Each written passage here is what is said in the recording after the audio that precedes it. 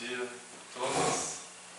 Que a paz de Jesus nos envolva e que possamos ter aqui um momento de aprendizado, de reflexão sobre propostas que nos auxiliem a termos uma vida melhor. O que todos nós queremos é isso: viver com mais alegria, com mais felicidade, e é isso que nós pedimos então aos benfeitores espirituais para que seja uma manhã proveitosa. Hoje nós vamos falar de um tema que já abordamos aqui antes, mas pelo menos para mim é algo que eu preciso tratar regularmente. Vamos falar do perdão. Por que é tão importante nós falarmos sobre o perdão? Porque nós erramos. E o processo de errar é natural no contexto evolutivo em que nos encontramos.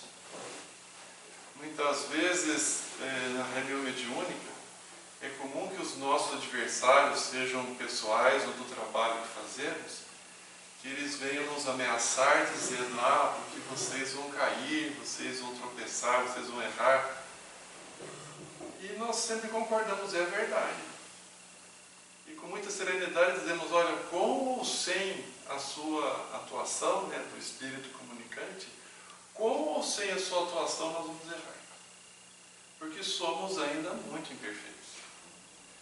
E para que a gente evite um outro mecanismo muito pernicioso, que é o complexo de culpa, a gente precisa, em primeiro lugar, trabalhar o auto-perdão. Então nós sempre precisamos considerar dois tipos de perdão: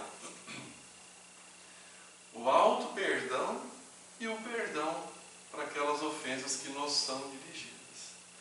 Então, primeiro, eu quero abordar essa questão muito importante do auto-perdão. Mas é preciso trabalhar esse assunto com bastante seriedade, porque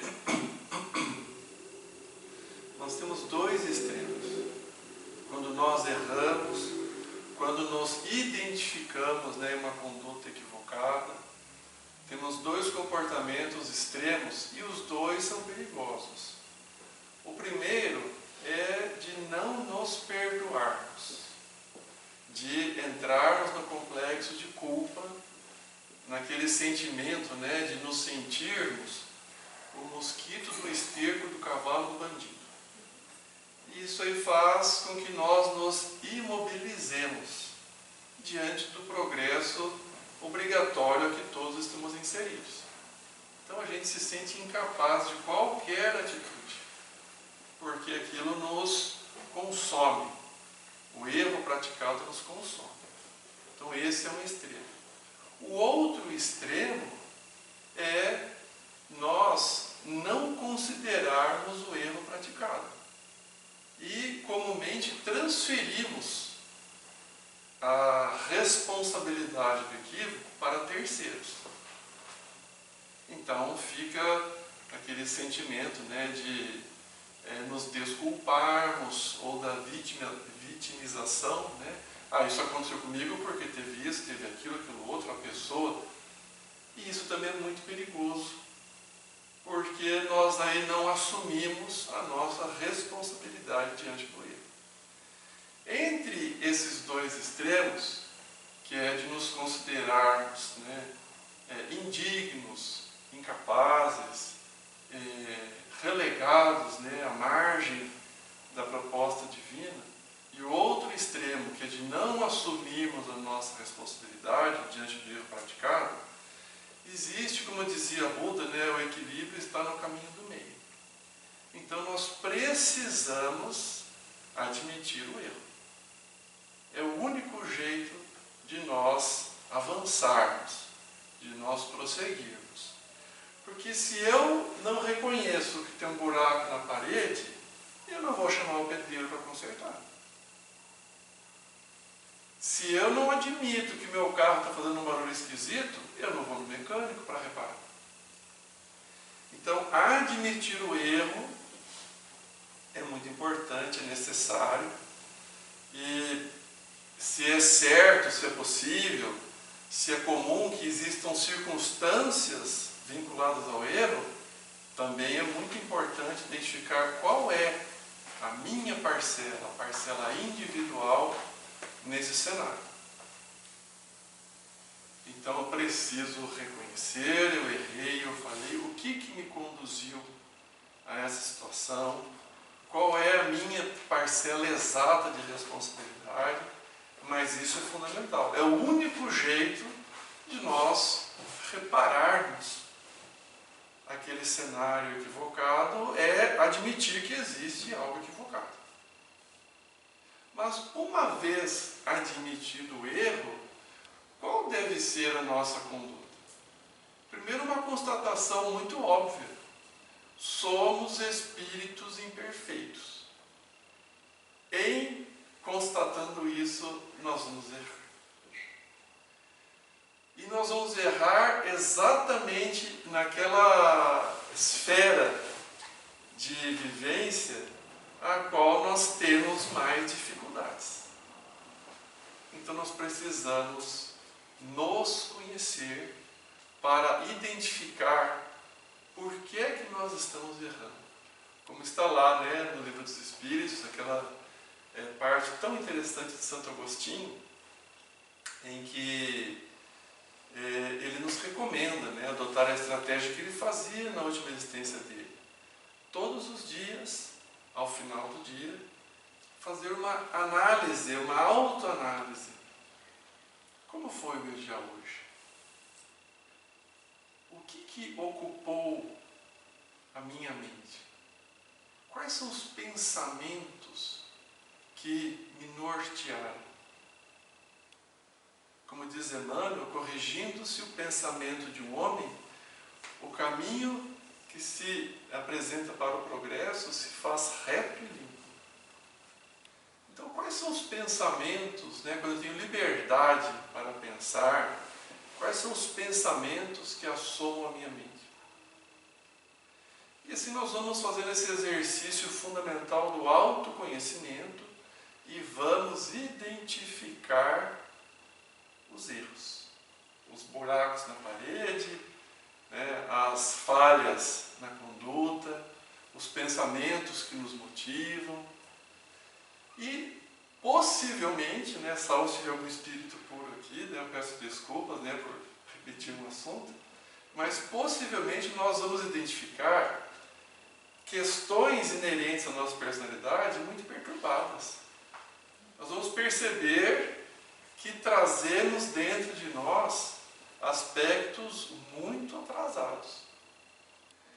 E aí, o primeiro passo para que a gente exerça o auto-perdão, em constatando essas falhas graves, é a gratidão. Opa, peraí um instante. Como é que eu vou ter gratidão se eu estou constatando, né, um erro grosseiro, um vício moral, uma falha de conduta? Sim. Vamos ter gratidão por já identificarmos que aquela conduta, que aquele comportamento, que aquela maneira de ser é equivocada. Por que é muito importante ter gratidão? Por dois aspectos. Primeiro, até ontem, nós sequer identificávamos aquilo como errado. E nós vivíamos em busca daquele comportamento, daquele padrão, daquela proposta. E tínhamos a convicção de que era o certo.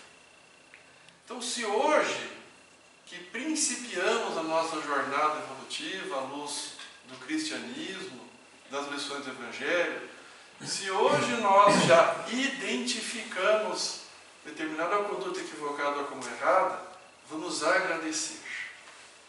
Porque é a partir deste passo que nós conseguiremos reparar aquele comportamento, que nós teremos condições de nos reajustar.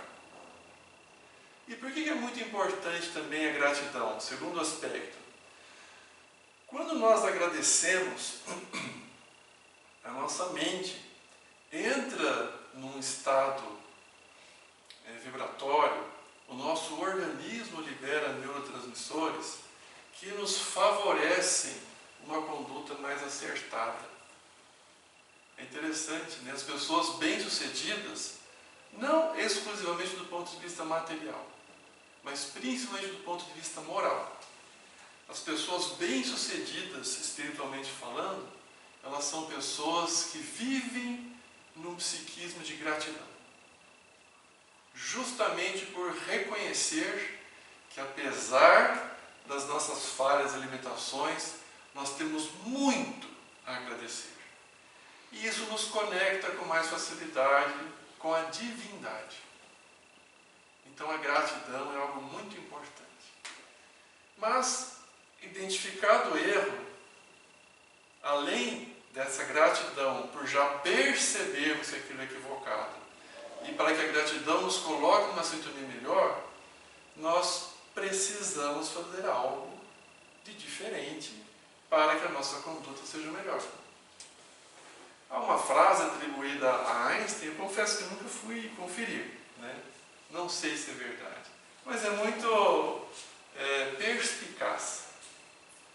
A frase é a seguinte: o conceito de insanidade é fazer sempre as mesmas coisas esperando resultados diferentes. Não sei se é do Einstein, mas até caberia, né? Porque é muito inteligente a frase. Ora, então, se eu identifico um padrão em mim equivocado, que até ontem era meu objetivo de vida, até a vida anterior, as vidas anteriores possivelmente, eu me ocupava exclusivamente dessa proposta.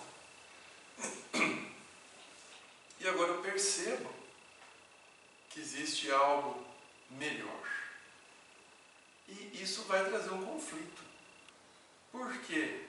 Porque existe movimento da inércia.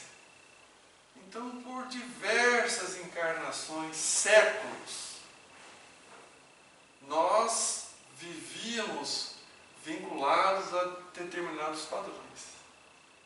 Começamos a perceber que esses padrões não nos traziam felicidade verdadeira, geravam perturbações, estavam em desacordo com a proposta divina. E então já constatamos a necessidade de uma proposta melhor. É fácil? Não. Porque existe o movimento da inércia. Toda vez que nós implementamos um movimento novo, nós temos que aceitar a inércia do movimento anterior. Por exemplo, se eu estou dirigindo a 120 por hora de Castelo Branco, né, que permite essa velocidade, e eu preciso brecar repentinamente porque tem dois caminhões emparelhados, e eu piso forte no freio, o carro vai responder.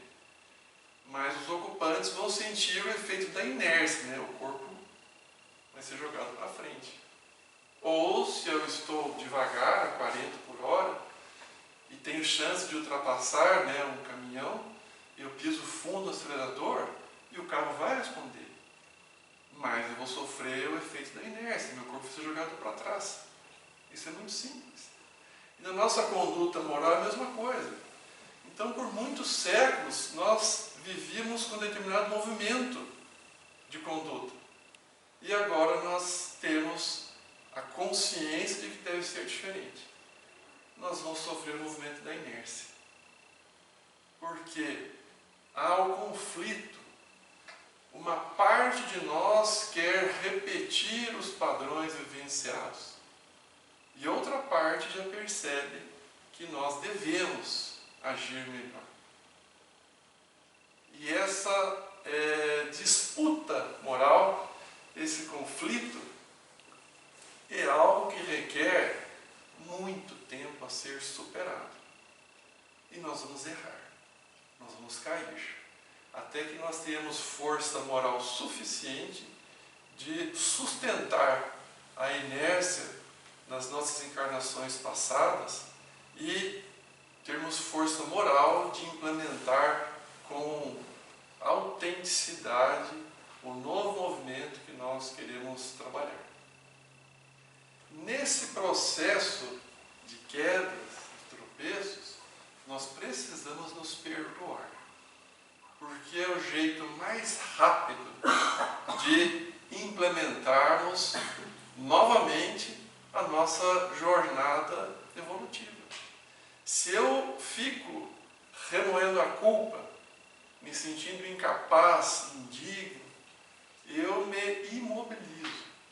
O medo, a culpa, o remorso, isso nos imobiliza.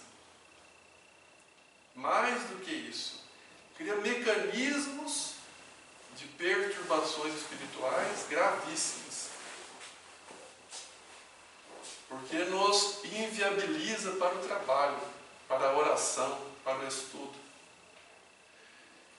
E é maravilhoso considerarmos os exemplos de Jesus, porque quais foram os seguidores que ele escolheu para fazer a divulgação da Boa Nova no mundo? Certamente Jesus poderia ter planejado, junto com a sua encarnação, auxiliares da mais alta envergadura moral, espíritos da esfera crística, que certamente fariam um trabalho muito mais fácil para Jesus. Mas, na sua sabedoria divina, o que Jesus estabeleceu? Pegar pessoas comuns, como nós, né? Igual os jovens falam, né? Gente como a gente. Pessoas que conviveram diariamente com Jesus. Vejam que quando Pedro foi chamado por Jesus para fazer, né, a divulgação, e Jesus falou para ele assim: Pedro, tu me amas? E é claro que ele te ama. E Jesus perguntou de novo: Pedro, tu me amas? 3 vezes. Pedro se ofendeu. Ele falou: darei minha vida por ti. Jesus fala: antes que o galo cante, tu me negarás 3 vezes. E assim foi. Pedro, né, que era assim, um dos pilares daquele momento ali da vida do Cristo. Jesus convivia com a família dele, com a casa dele. Auxiliava nos seus trabalhos. Pois Pedro negou e não acompanhou a crucificação. No instante final, só João estava ali, dos seguidores de Jesus. Mas a mãe, né, Maria de Nazaré e Maria de Magdala. Então, se a gente for analisar, Pedro tinha todos os motivos do mundo para se amargurar na culpa e não fazer nada. Pedro, vendo a bondade, o carinho que Jesus tratava todas as pessoas, quando veio o soldado, Pedro sacou da espada e decepou a orelha do soldado.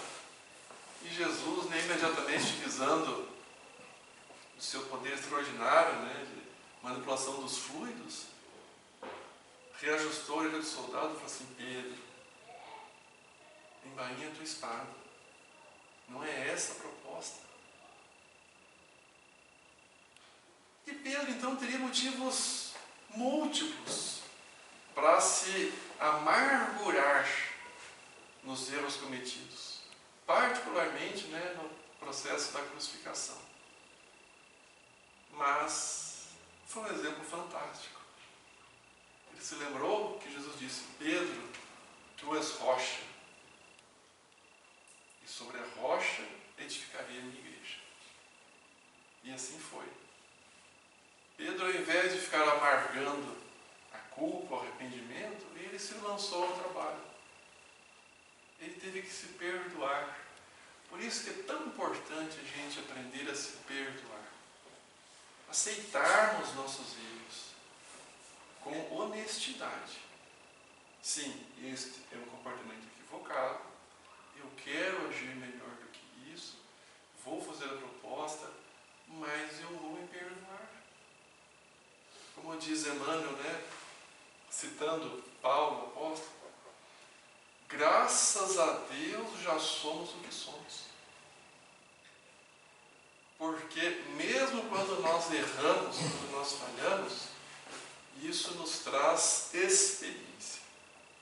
E se tivermos honestidade na nossa proposta, cada experiência amarga que tivermos, isso nos fará mais fortes para os próximos desafios.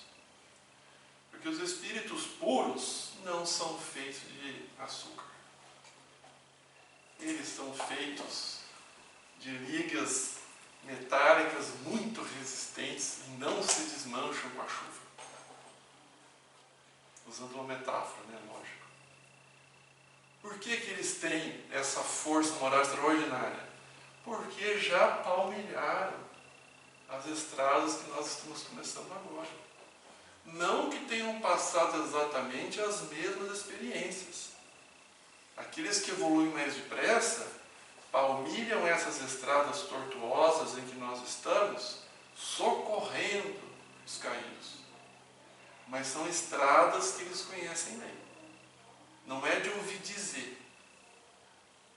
Seja pela própria experiência, ou nesse trabalho, nesse sublime de socorrer as almas caídas, os espíritos evoluídos, eles conhecem as fraquezas, os desafios, os tormentos. E somente são espíritos evoluídos, luminosos, porque superaram esses percalços em si mesmos. Então, quando nós nos identificarmos em erro, nós precisamos identificar, aceitar, é a nossa condição. Não adianta querer maquiar uma pele que esteja ferida. Não adianta. Temos que tratar a ferida com seriedade. Não adianta ficar pondo um monte de band-aid em cima para esconder. Vamos lavar a ferida, vamos encarar e vamos partir para um processo que é uma proposta inteligente. Quais são as circunstâncias que me induzem a este determinado erro? O que aconteceu? Vamos fazer essa análise sincera. Sim, eu tenho uma má tendência. Eu tenho. E quais são os cenários que me favorecem ou desfavorecem? Quais são as circunstâncias, os locais, as pessoas? Vamos procurar estabelecer um programa melhor. Vamos fazer diferente, porque se fizermos sempre a mesma coisa, o resultado é conhecido. Se sempre eu colocar 2 mais 2, posso esperar o 4.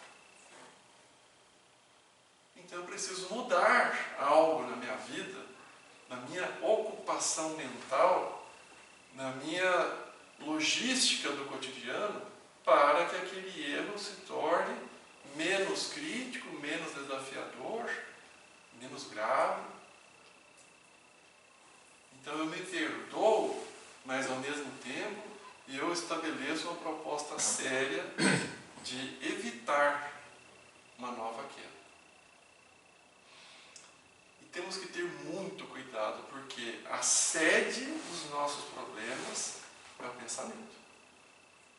Temos 2 fontes de perturbação no nosso pensamento. A mais grave é a nossa própria fonte. São os resquícios daquilo que nós trazemos do passado. Que nós ainda temos sintonia, mas já percebemos que devemos mudar. Então nós trazemos essas fraquezas, essas tentações, essas lacunas do passado. Assomam de nós mesmos. E somam-se a estas as perturbações espirituais dos nossos desafetos particulares ou dos bons projetos que estamos tentando estabelecer. Então, educar o pensamento é a base de tudo. E por que é desafiador? Porque ainda nos comprazemos com ideias, imagens, vivências, situações. Então, é um grande desafio. Aliás, é o desafio. Porque, como eu já disse aqui, a frase de Emmanuel, se nós corrigirmos o pensamento, as palavras, as atitudes, elas vão ser corrigidas naturalmente. E é muito marcante, né, para nós exercermos o auto-perdão, a passagem da mulher adúltera. Primeiro, temos várias lições ali, né, que eu já comentei aqui antes, mas eu repito para mim mesmo com muita frequência. Quando quiseram saber a opinião de Jesus, mestre, essa mulher foi surpreendida em adultério. Manda a lei que nós a apedrejemos. E tu, Senhor, que dizes? Poucas vezes ponderamos, né, na atitude de Jesus. A primeira atitude dele foi o silêncio, não disse nada. Nós deveríamos sempre fazer isso, né? Diante de uma falta declarada, nossa, ou de uma outra pessoa, silenciar, buscarmos a reorganização das ideias. Aí quando insistiram, mestre, não dizes nada? Aí veio aquela frase extraordinária. Aquele que estiver sem pecado, aquele que nunca errou, atire a primeira pedra. Ninguém atirou. E foram se afastando gradualmente, numa demonstração clara de que todos temos falhas. Ali só Jesus não tinha. Todos temos falhas. Mas a lição que mais me atende ao coração é o que acontece depois. Todos haviam deixado o local, e aí Jesus chega para a mulher que estava ajoelhada no chão, constrangida pelo contexto,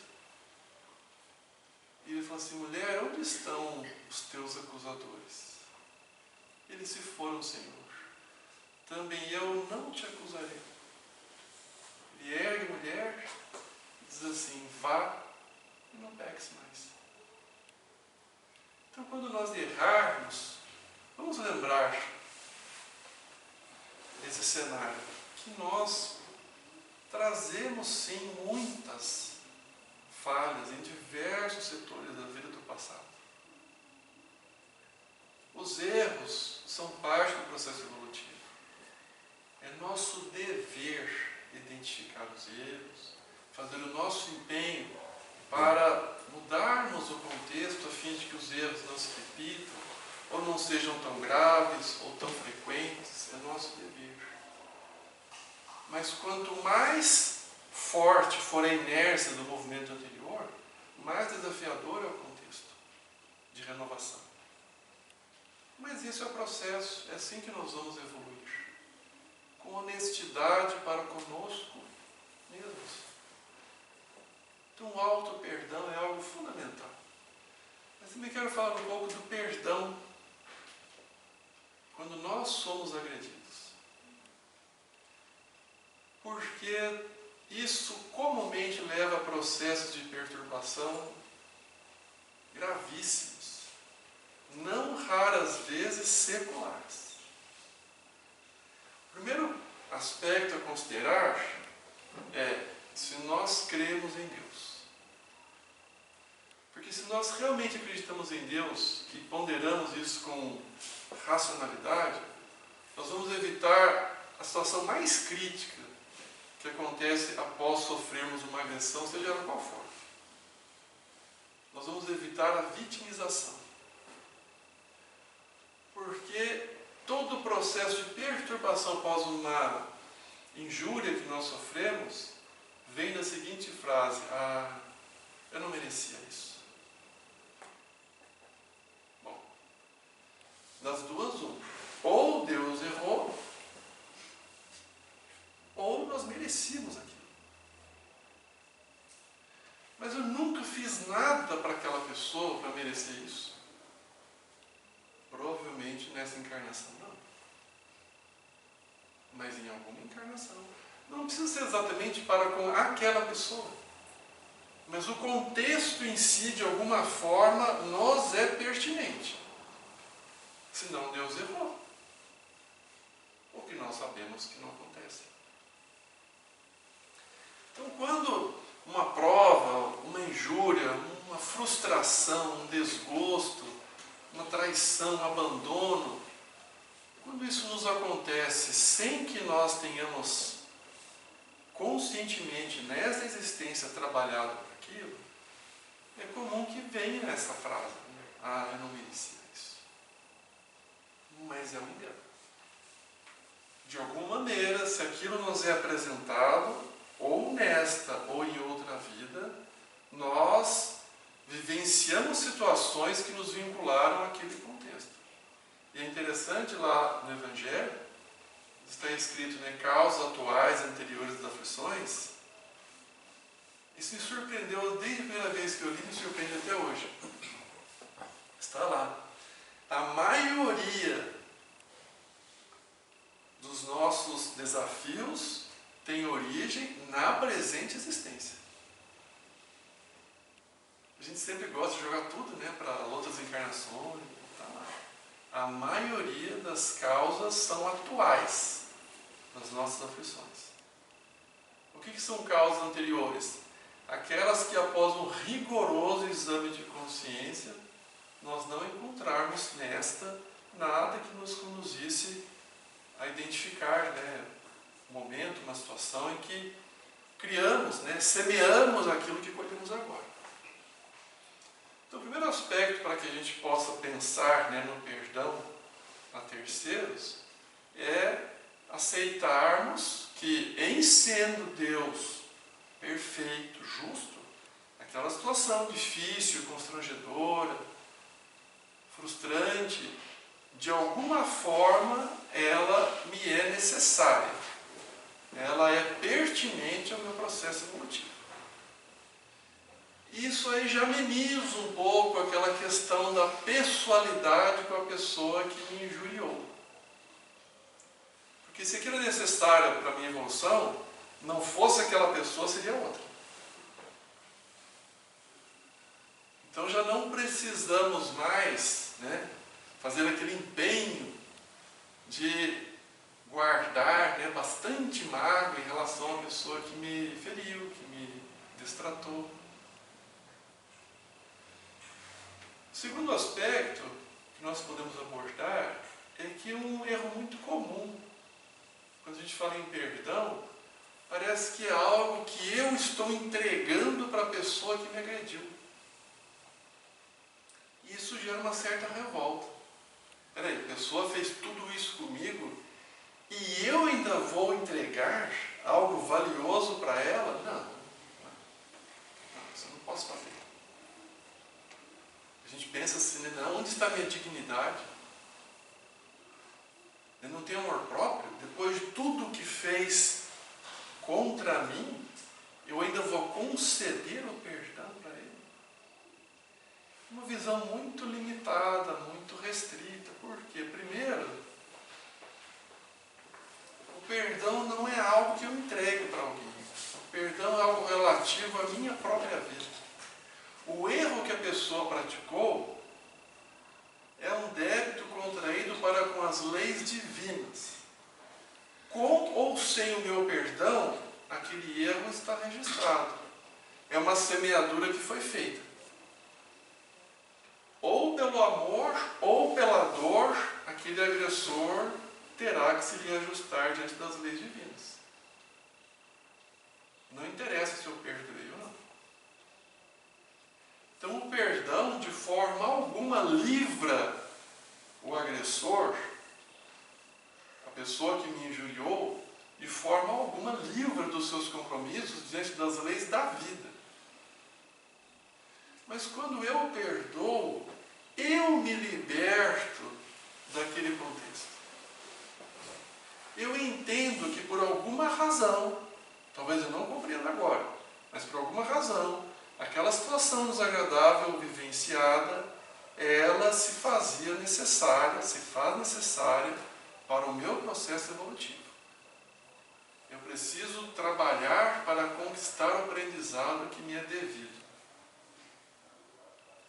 E a pessoa que causou a injúria foi, de certa forma, um artífice um instrumento dos complexos mecanismos da vida para que eu tivesse a oportunidade do aprendizado. Se aquela prova realmente é importante para a minha jornada evolutiva, como eu disse, não fosse essa pessoa, ou seria uma outra, ou um contexto próximo, mas eu tenho uma necessidade de passar por aquela prova, porque é uma matéria da vida em que eu fui reprovado. Nas matérias da vida que nós já fomos aprovados, a gente não precisa refazer a prova. E se realmente nós conquistamos a lição, pode até fazer uma prova surpresa. Eu conheço o conteúdo. Eu entendo daquele assunto. Se cada um de nós aqui fôssemos vislumbrar no exercício profissional de cada um, se fôssemos abordar questões domésticas que nós dominamos com segurança, e chegasse de repente aqui, olha, nós vamos fazer essa prova para você. Você consegue? É algo que eu faço todos os dias. Você falou, olha, eu acho que não precisaria dessa prova, mas eu faço tranquilamente. Esse é um setor da vida que eu tenho bastante segurança. Então, compreensivelmente, a vida não vai ficar nos trazendo provas desnecessárias. Então, a prova difícil que eu estou passando, ela, de alguma forma, iria acontecer com este agente causador ou com outro. Mas, então, o perdão é algo relativo à minha libertação. Eu me desvinculo psicamente daquela pessoa, daquela situação, daquele local. Eu digo assim, Senhor, não compreendo com clareza a razão, mas eu entendo que eu preciso passar por isso. Dai-me forças para que eu supere essa prova. Em relação ao agressor, é fácil a gente se libertar? Não é. Por quê? Porque nós temos imperfeições, a gente fica magoado. E a gente fica alimentando aquela percepção de que fomos vítimas. E a gente se revolta e fazemos duelos mentais. Como é que a gente se liberta disso? Como é que a gente aplica o perdão? É só ler o Evangelho. A lição é de Jesus. Amai os vossos inimigos. Orai pelos que vos perseguem e caluniam. É a oração que vai nos proporcionar condições de perdoar aquela pessoa. Como?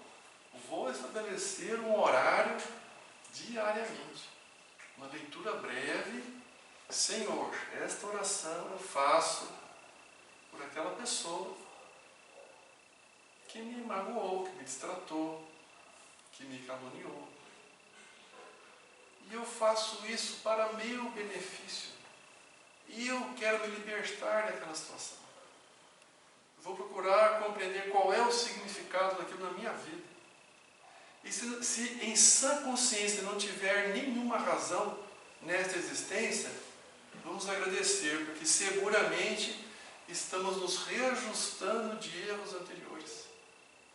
Estamos quitando uma nota promissória da nossa evolução. E isso é uma dádiva. A partir do instante que nós adquirimos consciência na vida, antes de querermos fazer investimentos maiores, nós nos alegramos em quitar as dívidas. Porque se for o contrário, ainda estamos num certo degrau de imaturidade. Como que eu posso querer fazer grandes investimentos tendo dívidas?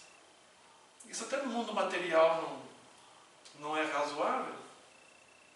Então, se eu analiso a situação toda e falo, olha, nessa encarnação eu não vejo por que eu teria passado por isso. Alegremos-nos, porque estamos saldando uma dívida. Quanto mais difícil a prova, mais importante é a quitação do débito. É lógico. Coisas fáceis de perdoar não nos trazem tanta lição. Mas aquilo que nos custa muito, então às vezes a gente vai orar, que é a recomendação de Jesus. Nós vamos orar pelos nossos desafetos, nossos inimigos, e a gente sente aquela taquicardia. A carótida aqui no pescoço, né, fica saltada. Eu já fiz e faço regularmente esse exercício de orar pelos desafetos, porque não quero arrastar para outras encarnações. Nós espíritos temos um terceiro argumento muito grande. Você tem dificuldade com a pessoa? Tem. Ela te provoca? Provoca. É fácil? Não, não é. Você quer resolver agora ou quer arrastar isso para frente? Olha, esse argumento para mim é determinante. Eu vejo que mentalmente começo a alimentar aquele duelo, né, emocional, começo a pegar aquela birra e falo, opa, é agora. Eu me fecho onde for possível, nem que seja algum banheiro, no celular onde a gente tem acesso a muitos livros de mensagem, e eu já começo ali, e estou sendo honesto, é um interesse muito prático, não quero arrastar isso para frente, não quero. Ah, mas será que é válido a gente fazer uma oração assim, de maneira tão interessada? Vou dar um exemplo. No momento, no meu estágio evolutivo, é o que eu posso fazer. Talvez daqui a alguns milênios eu consiga fazer igual o Gandhi. Né? Eu já contei aqui uma vez que numa das reuniões, né, que estavam estabelecendo para buscar alternativas para libertar a Índia da opressão dominadora da Inglaterra, um dos companheiros se irritou com a paciência do Gandhi. Estavam sentados na mesa, ele foi lá e deu um tapa na cara do Gandhi, exasperado, vendo se com aquilo ele reagia, né? E o Gandhi caiu. Os amigos acorreram ali, acudiram, apartaram o agressor. O Gandhi pegou o óculos dele, se recompôs, né? Sentou na mesa, ficou em silêncio. E trouxeram uma água. Aí depois o colega falou assim, Gandhi, você vai perdoar ele, né? O Gandhi falou, não. Aí deixaram quieto, né? Tinha sido pouco tempo depois. Aí passaram-se alguns dias, né? Um outro amigo mais próximo chegou e falou, Gandhi, ele está com receio de vir falar com você, ele está arrependido, você vai perdoá-lo, né? E Gandhi, não. Aí a pessoa começou a se incomodar um pouco. Aí na terceira vez, né, após já um tempo razoável, quando insistiram na pergunta, Gandhi esclareceu, não posso perdoar, não me senti ofendido. E eu percebi que ele estava exaltado, exasperado, incompreensível, uma situação dramática. Mas é um amigo querido, tanto tempo de boas realizações, bons momentos, em momento de exaltação da pessoa, eu imediatamente compreendi. Quando ele se levantou, eu já percebi. Não estou magoado, não estou triste por mim. Talvez fique um pouco por ele, porque ele deve estar se sentindo mal. Mas eu não me ofendi, não tenho nada a perdoar. Talvez algum dia eu chegue nisso. Por enquanto, qual é o recurso que eu tenho? Eu faço essa oração, de certa forma, com esse interesse de resolver. Mas a oração, como diz André Luiz, né, é um recurso que nós ainda não temos a compreensão ampla do que seja. Por quê? A gente começa a orar por alguém que a gente não gosta, mesmo que seja por esse interesse de se livrar da situação. Ao longo do tempo, faça um teste. Sentimentos diferenciados começam a brotar. Puxa vida, o que será que essa pessoa passou? Né? Ela me parece tão amarga. Não por acaso a gente começa a ter informações dos desafios que aquela pessoa passa. E lentamente vem um sentimento de compaixão.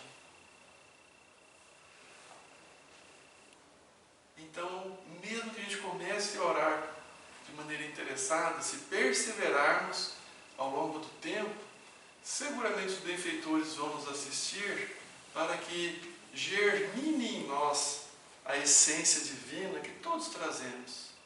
da compaixão, da compreensão verdadeira, da paciência. E vejam, quando nós estabelecemos perdoar, está lá no Evangelho também, né? No amai os vossos inimigos. Não quer dizer que nós vamos confiar na pessoa que deliberadamente nós sabemos que não nos quer bem. Eu perdoo, eu me liberto daquela situação, daquele vínculo desequilibrado, mas eu entendo que não posso ter para com ela a mesma liberdade, a mesma confiança que tenho para com um amigo, uma pessoa querida. Mas não quer dizer que eu vá ter raiva dela, ou que eu vá me alegrar por algo de ruim por ela, de forma alguma. Muitas pessoas, a maioria na verdade, nós percebemos que não temos condições de uma vivência muito próxima. Igual, a gente fala, eu tenho muitos amigos. Amigos mesmo, nós temos poucos. Pessoas com que a gente pode contar, ou pessoas que se agradam pelo nosso sucesso, né? Dizem que esse é o maior crivo da amizade. Se a pessoa se alegra pelo seu sucesso. Nós temos poucos. Nós convivemos com muita gente. E sabemos que o limiar de confiança, de proximidade, de intimidade é relativo. Mas eu posso querer bem a alguém, desejar o bem para a pessoa, me alegrar pelas suas boas conquistas, sem que necessariamente eu conviva de maneira muito próxima. Vamos ter a convivência possível. Eu posso perdoar, mas isso não me obriga a querer conviver proximamente. Eu posso perdoar e até nunca mais ter a ocasião de encontrar com a pessoa. Mas a situação em mim está resolvida. Então essa questão do perdão, meus amigos, é muito importante. Tanto o auto-perdão, quanto o perdão àqueles que nos injuriam. Que nós possamos refletir sobre isso, sempre, considerando o nosso estágio de espíritos imperfeitos, buscando no Evangelho de Jesus as orientações precisas que estão sempre à nossa disposição. Certo? Muito obrigado pela atenção de todos.